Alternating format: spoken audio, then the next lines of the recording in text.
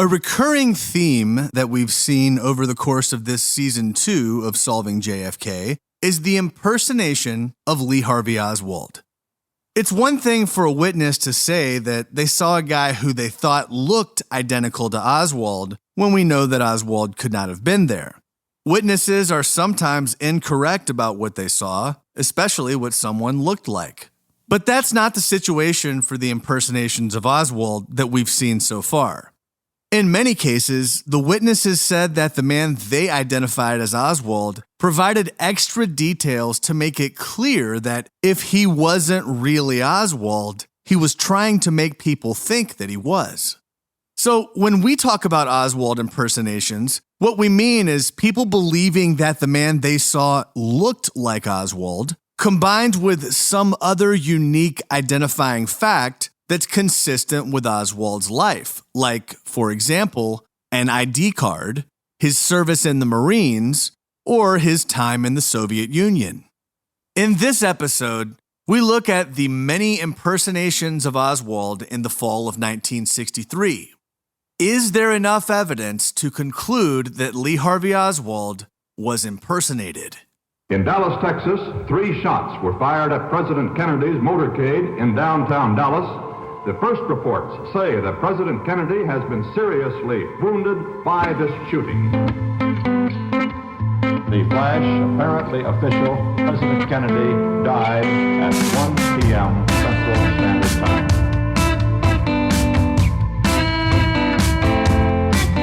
I don't know what this is all about.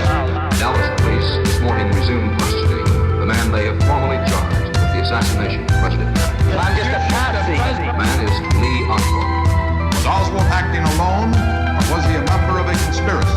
Commission answers, he acted alone. I'm working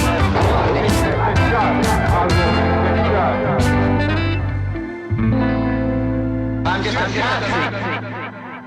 This is Solving JFK. I'm your host, Matt Crumpton. During the Cuban Revolution, when Fidel Castro was leading the charge to overthrow Fulgencio Batista, some of the weapons that Castro used were supplied by an American gunrunner named Robert McKeown. McKeown retired from gun running after he was arrested in 1958 for supplying weapons to Castro. This was during a period of time when the American government was somewhat ambivalent towards Castro, and when the CIA even supplied him with finances in an effort to purchase goodwill for the United States if Castro and his rebels succeeded. One morning in late August or early September of 1963, 2 men came to visit McKeown and his friend Sam Neill at McKeown's house in St. Leon, Texas. One man was a Cuban named Hernandez. The other was an American named Lee Oswald. Here's how McKeown described that interaction with Oswald to the House Select Committee on Assassinations. As I opened the door, he says, "Well, golly, I finally found you. You're McKeown, are you not?" And I said, "Yes." And he said, "Well, I've looked for you for quite a while, but I'm sure that you are McKeown." So I invited him in. He had another gentleman with him, and he was more or less in his shirt sleeves, you know. He was not dressed up or anything, but the other fellow was dressed up. He says, "I understand that you can supply any amount of arms." I said, "Well, who told you that?" He says, "Well, I'm pretty sure that you can do it." He says, "We're thinking about having a revolution in El Salvador." That's where he said. I said, "El Salvador?" He said, "Yes." The 2 men then left McKeown's home. Despite McKeown telling them that he did not want to be involved in gun running since he was still on probation from the last time he was arrested, McKeown says that Oswald came back to his door again a few minutes later. I said, "Well, I want to tell you right now here that I'm on probation," and I said, "I am not getting mixed up in no damned arms of any kind, not anymore." I said, "I'm in enough trouble as it is." So I told him I wouldn't give him nothing. So he kept on talking, you know, and said that I could make all of this money and everything. And I said, "Well, I'm not interested in money. I'm married now. I'm working. I'm trying to do right, and I don't want to get mixed up in anything like that. I went outside of the house, and he told me, he said, Mac, would you do me a favor? And it will not involve you in any way. He says, I can give you $10,000 if you can get me 4 rifles. He says he would prefer 300 Savage automatics with a telescope sight. And I kind of thought a little bit, and I said, what do you want with 4 rifles? You can't do nothing with a revolution with 4 rifles. So he says, well, if you get them for me, I sure would appreciate it. He says, I'll give you $10,000 if you can get those 4 rifles. McKeown once again told the man who called himself Oswald that he couldn't help him. But he did suggest that if he just wanted a few rifles, he could buy them for $75 from a hardware store, which is far, far less than the $10,000 that this man offered McKeown. After that, the two men left McKeown's house. When Jack Ruby killed Oswald on TV, Sam Neill called McKeown on the phone and said, quote, Max, are you watching the TV? That's the bastard who was at your house that Ruby killed. McKeown agreed that it was the same Lee Oswald. We know that the man who visited McKeown could not be Lee Harvey Oswald because Oswald was in New Orleans until late September when he left for Dallas or Mexico City, depending on your interpretation of the facts. It's a red flag that this Oswald character was offering to pay McKeown hundreds of times more than the value of the guns that he was requesting. If McKeown had acquired and then sold these guns to this man, we would have Fidel Castro's former gunrunner providing arms to Lee Harvey Oswald, a Castro sympathizer. On October 3rd, 1963, a man who would later be identified as Lee Harvey Oswald visited the KOPY radio station in Alice, Texas, about 400 miles south of Dallas. This man asked the station manager, Mike Rioa, about a job as a radio announcer. Rioa told the man to come back the next day to speak with his boss, Layman Stewart. Later that same day, a waitress at the BF Cafe in Freer, about 35 miles west of Alice, said that she saw a man who looked like Oswald around 6:30 on the evening of October 3rd. This is on the same day that the man believed to be Oswald asked KOPY radio in Alice about a job. The waitress said that the man looked like Oswald, and he had a woman with him with shoulder-length blonde hair who spoke a foreign language, as well as a small child. The waitress, whose name the FBI did not include in its report, did not mention anything about the woman being pregnant, and we know that Marina was 9 months pregnant during this time. On the next day, October 4th, a man who said his name was Oswald filled out an application at the Hill Machinery Company in Alice, Texas. 2 mechanics from the company, Leo Sepulveda and M.E. Pope, both told the FBI after the assassination that this man was identical to the Lee Harvey Oswald who was accused of killing President Kennedy. They said that he was driving a Chevy sedan and his wife was waiting for him in the car. Apparently, after applying at the Hill Machinery Company, this man then returned to KOPY radio and spoke to the boss there, Layman Stewart. He said he was unemployed and had just returned from Mexico. He was driving a Chevy sedan and he had his wife and a small child in the car. The man said that his wife did not speak any English.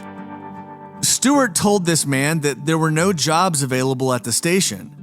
The man then asked Stewart if he knew whether there was a job available at KBOP radio in Pleasanton, Texas, about 80 miles north of Alice. Stewart responded that he didn't know. Both Stewart and KOBY traffic manager Robert Janka said that the man they spoke with was identical to Lee Harvey Oswald. And sure enough, it appears that this man did go to KBOP in Pleasanton. The FBI interviewed Dr. Ben Parker, the owner of KBOP, and he said that a man came to see him looking for a job around the same time that Oswald was looking for a job in Alice. When we look at the FBI report, Parker actually says that it was October 8th or October 15th. Dr. Parker was non-committal about whether this person looked like Oswald, but he said, quote, "It was possible." When it comes to these sightings in early October near Alice, Texas, we know that the man could not be Oswald because Oswald had a meeting at the Texas Employment Commission on October 3rd, and he stayed overnight at the YMCA in Dallas. And on October 4th, Oswald hitchhiked from the Dallas YMCA to Ruth Payne's home. Again, this is not a simple case of mistaken identity. Aside from him looking like Oswald, we have the elements of specific things about Oswald's life that confirm that he's being impersonated. A foreign-speaking wife, having recently returned from Mexico, service in the Marines, a 2-year-old daughter, and most notably, using the name Oswald at the Machinery Company and KOPY radio. So far, we've gone in chronological order with these Oswald imposter sightings, but now we're going to turn to a startling grouping of false Oswald appearances, ones where witnesses claim that they saw Oswald with nightclub owner Jack Ruby, the same man who would go on to kill Oswald on November 24th. For each of the days of these sightings, we know that Lee Harvey Oswald was either with his family in Irving or at work at the school book depository. Nevertheless, there are 12 witnesses who claim that they saw Oswald with Jack Ruby. Dallas attorney Carol Jarnigan told the FBI that he was at Jack Ruby's Carousel Club around 10 p.m. on October 4th. He was talking to a showgirl at an adjoining table, and he overheard a conversation between two men who he later identified as Jack Ruby and Lee Oswald. Jarnigan claimed that he heard Oswald and Ruby talk in detail about a plan to kill Governor Connolly in Dallas during a parade from the window of a tall building. Oswald said that he felt confident making that shot, but he was worried about getting out of the building without getting caught. Ruby told him that all he needed to do is run out of the back of the building and he would be lost in the commotion. The amount of detail in Jarnigan's December 3rd, 1963 FBI statement is impressive. Almost so impressive that it doesn't seem like anyone would be able to remember that level of detail about an event that happened 2 months earlier. But Jarnigan is not the only one who claims to have seen Oswald with Ruby. Wally Weston was the MC at the Carousel Club. About 3 weeks before the assassination, a man he later identified as Oswald yelled at him while Weston was on stage. The man said, quote, "I think you're a communist." Weston came down from the stage and punched this man. Then he heard his boss, Jack Ruby, say, quote, "I told you never to come in here." Weston says that Ruby then threw Oswald out of the club. 3 former dancers at Jack Ruby's Carousel Club, Pixie Lynn, Karen Carlin, and Kathy Kay, all said that they saw Lee Oswald on several occasions at the Carousel Club. Sidebar, you may remember Carlin as the person Ruby was sending the Western Union wire to right before he killed Oswald. Beverly Oliver was a dancer at the Colony Club and was often at the Carousel Club. She claims that she saw Ruby with Oswald, and Ruby introduced her saying, quote, "I'd like you to meet my friend Lee Oswald, who works for the CIA." Pixie Lynn also said that she saw Ruby and Oswald together at the club. On November 5th, Marvin Lloyd was sitting at an adjoining table to 3 men at the Carousel Club, one of whom he later identified as Lee Harvey Oswald. Lloyd said that Oswald began making cat calls at one of the women on stage, which led to Jack Ruby throwing him out of the room. But Lloyd then saw Ruby talking to this man a few minutes later and claims that he heard Ruby say to Oswald, quote, "You've just simply got to have the balls to do it. It simply takes balls." Wilburn Walden Litchfield II was a 30-year-old pro bowler who knew Jack Ruby and wanted to buy one of his nightclubs. In early November of 1963, Litchfield went to the Carousel Club to meet with Ruby, but Ruby wasn't there yet. By the time Ruby arrived, several people were waiting to meet with him: a photographer, Ruby's friend from California, and a young man in a t-shirt and gray khakis.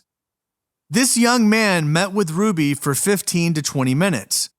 On the day after Ruby killed Oswald, Litchfield met with his friend Don Green, who worked for the Dallas Police Department, to tell him that the young man that he saw meeting with Ruby in the t-shirt and the gray khakis was Lee Harvey Oswald. Litchfield then gave a statement to the Dallas police and the FBI. About a week and a half before the assassination, Jack Ruby went to Contract Electronics with a younger man who Ruby said worked for him. The two men were looking for electronic equipment and speakers for the Carousel Club. To the employees of the electronics store, Robert Patterson, Donald Stewart, and Charles Arndt, this interaction stood out to them because Ruby offered all of them free passes to the Carousel Club. On the Tuesday after the assassination, Robert Patterson identified the younger man who was with Ruby as Lee Harvey Oswald. But when Stewart and Arndt spoke to the FBI, they weren't sure that it was the same man. On November 14th, a woman named Corinne Villard says that she saw Jack Ruby with Oswald in Morgan City, Louisiana at the Newport Motel. Villard told New Orleans District Attorney Jim Garrison that she had known Ruby for 15 years and she was talking to him at the bar. She then noticed that Ruby kept looking over his shoulder at a man who was fumbling with the telephone trying to place a call. She saw this man and Ruby leave the motel bar together in the same car and later identified the man with Ruby as Lee Harvey Oswald. A Dallas Morning News story from 1976 seems to corroborate Villard's story. After President Kennedy was assassinated, police officers Billy Preston and Robbie Love were given a box of documents and letters that mentioned Oswald and Ruby. This box was provided by an anonymous woman named Mary. Mary told the cops that the box originally belonged to her roommate, who Mary says was hiding it for her Latin American boyfriend. Officer Ben Cash also examined the contents of the box, and both Cash and Officer Preston recalled a receipt for a motel near New Orleans. The receipt showed calls that were made to the Cuban and Soviet embassies in Mexico City from the motel. The box of documents was turned over to the authorities, but it was either lost or destroyed, or perhaps these four police officers made the story up.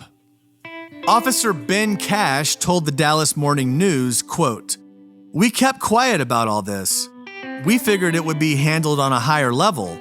And when it didn't come out, we thought at that time possibly they thought that kind of information tying it to the Cubans or Russians couldn't be released at that time because it might put us in World War III. On November 17th, Vern Davis met a man that he later identified as Lee Oswald at Jack's Bar on Exposition Street in Dallas. Davis said that Oswald was talking about President Kennedy's upcoming trip to Dallas and even mentioned the Dallas Trade Mart where the president was scheduled to speak. After talking to Oswald for about 5 minutes, Davis saw his friend Jack Ruby enter the bar and said hello. Davis didn't say that Ruby and Oswald were there together, but he did put Ruby and Oswald in the same bar at the same time.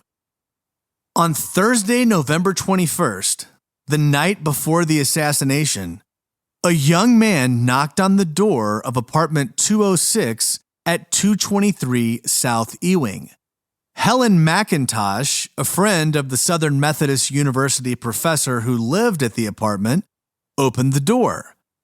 The young man asked to see Jack Ruby, but he was told by McIntosh and the professor that Ruby lived in the apartment next door, 207. The next day, when McIntosh saw photos of Oswald on TV, she realized that he was the same person who appeared at the door of the apartment the night before. On top of all of those sightings, there's also evidence that just a few weeks before the assassination, one person tried to call Lee Harvey Oswald and then Jack Ruby in quick succession. Marian Hayes worked as a long-distance operator for Southern Bell in Atlanta. On November 10th, she received a call from a man staying at the Dogwood Motel in Chamblee, Georgia.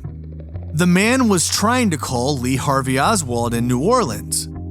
Hayes tried to connect the call to Oswald, but she couldn't reach him. She then tried a number in Dallas that was also not answered.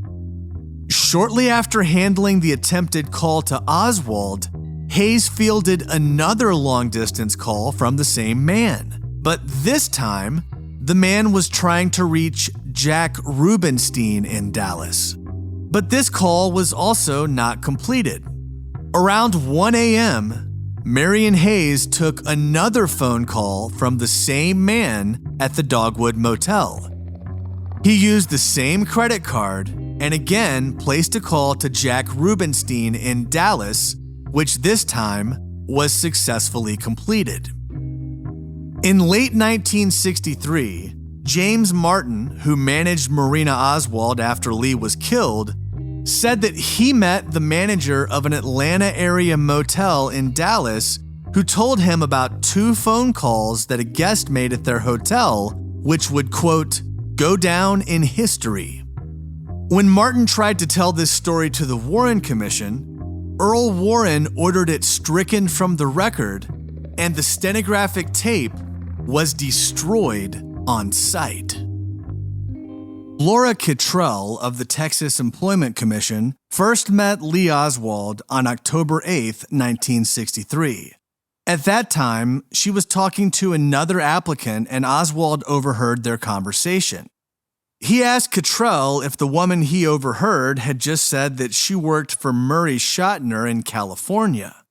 When Kittrell told Oswald that she couldn't disclose information another person had said, he hit the table with his hand and left.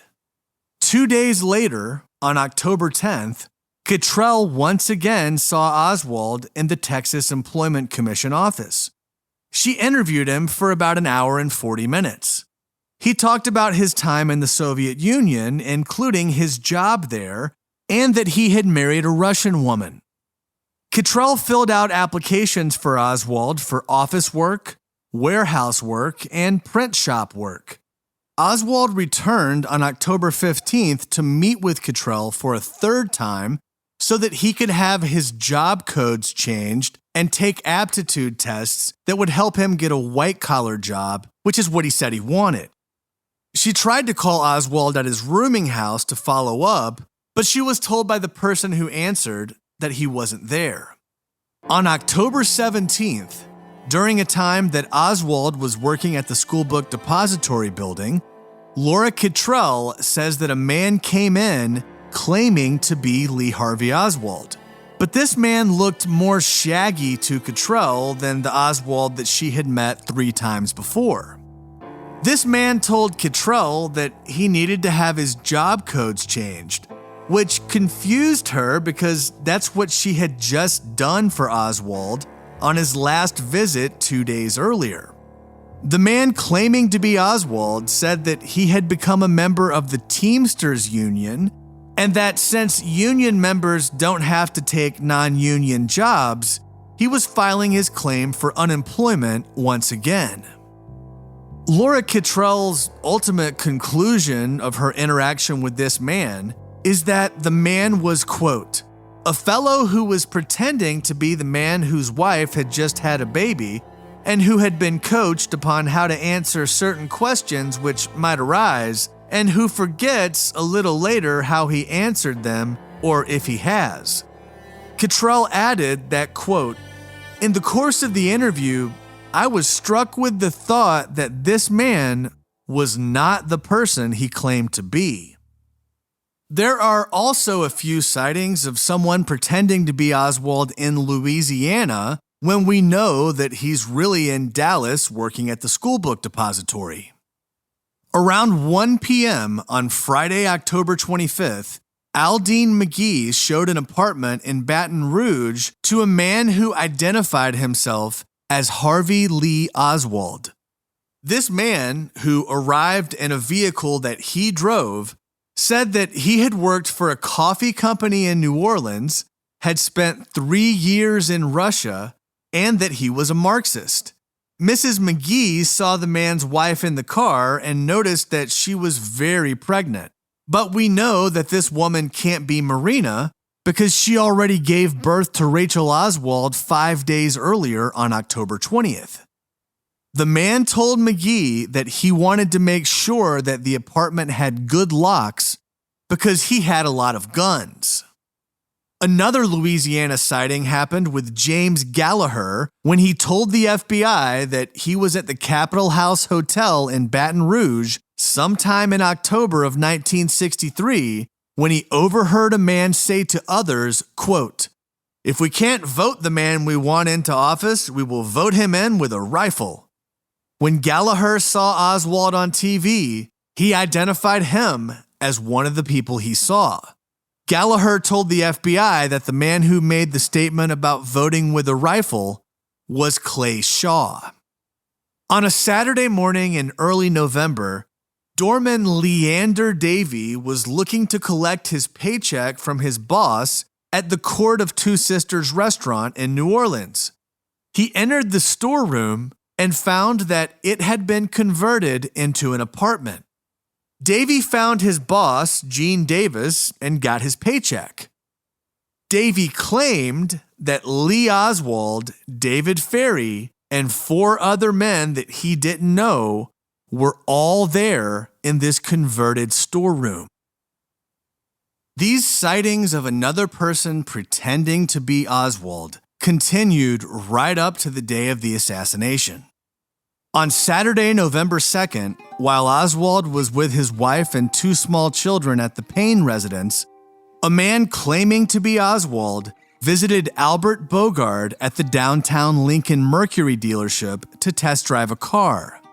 After the test drive, the man said that he would come back with $3,500 cash in a couple of weeks. Bogard wrote the man's name on a business card, Oswald. Finance manager Eugene Wilson told the man that he would need a good credit rating, and the man responded, quote, maybe I'll have to go back to Russia to buy a car. In total, 3 employees, Bogard, Wilson, and Orrin Brown, all recalled the interaction with this man who said that he was Oswald. On November 7th, James Markham was walking down the street when he was offered a ride by Jerry Tolliver, a man Markham had met a few weeks earlier at the bowling alley. Markham got in the car with Tolliver and was introduced to another guy in the car who went by the name of Ozzie.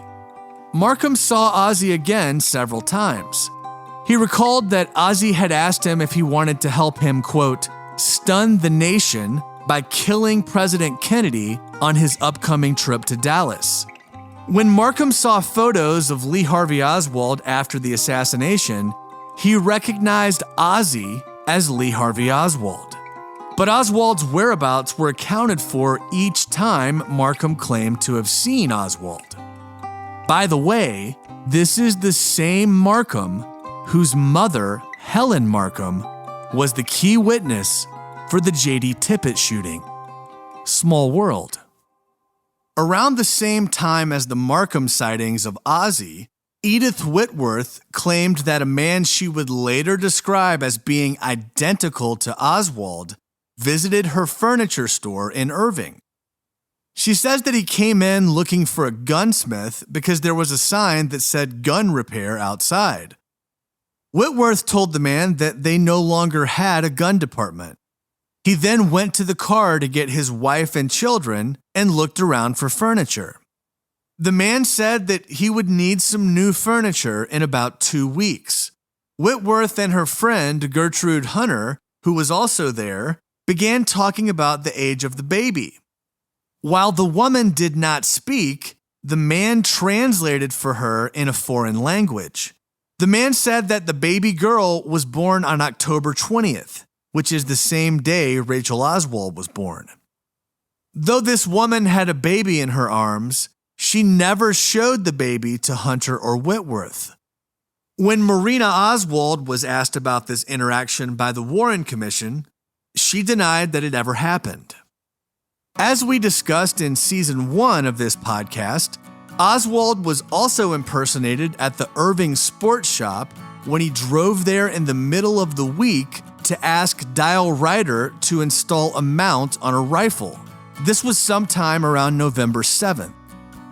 We also talked about someone who was later identified as Lee Harvey Oswald at the Sportsdrome rifle range on multiple occasions. These were all times when we know that Oswald's whereabouts were already accounted for. We also covered the alleged Oswald sighting at the Dobbs House restaurant on November 20th when we know Oswald was at work. Additionally, there's the claim of Ralph Yates that he picked up a hitchhiker who wanted a ride to the school book depository and had a long brown package in it that he said contained curtain rods. There's one more sighting of an Oswald impersonator on November 20th that we have not yet discussed. While Oswald was working at the book depository, a car with 3 passengers arrived at the Redbird Airport, about 5 miles from downtown Dallas. Wayne January, the owner of American Aviation, was visited by a man and a woman who wanted to rent a plane to fly to the Yucatan Peninsula in Mexico 2 days later on November 22nd. January noticed a third man sitting in the car. After the assassination, he saw Oswald's photo on TV and identified this man as Lee Harvey Oswald. January said that he told the FBI this event happened on November 20th, but the FBI report says that it happened in July. Many of these sightings that we've discussed in this episode, especially the ones that do not have multiple witnesses, may not be credible enough to rely on. Individual witnesses can be wrong, but even if we throw out half of the sightings as being unreliable, the remaining ones that were corroborated by multiple witnesses make it clear that there was someone impersonating Lee Harvey Oswald. The big questions that I don't have the answers for are, why was Oswald being impersonated and who was doing it? Next time on Solving JFK, we finally turn our attention to the multiple alleged instances of foreknowledge of the assassination of President Kennedy. Is there any evidence that some people knew that President Kennedy would be assassinated before it happened? If you heard anything that you believe is out of context, or if you have additional information to offer, you can let us know at solvingjfkpodcast@gmail.com. Please provide citations to the record for any fact that you're relying on. For transcripts, sources, and official podcast merchandise, visit solvingjfkpodcast.com. In Dallas, Texas, 3 shots were fired at President Kennedy's motorcade in downtown Dallas. The flash, apparently official, President Kennedy died at 1 p.m. Central Standard Time. Thanks for listening. Visit solvingjfkpodcast.com for more information. I'm just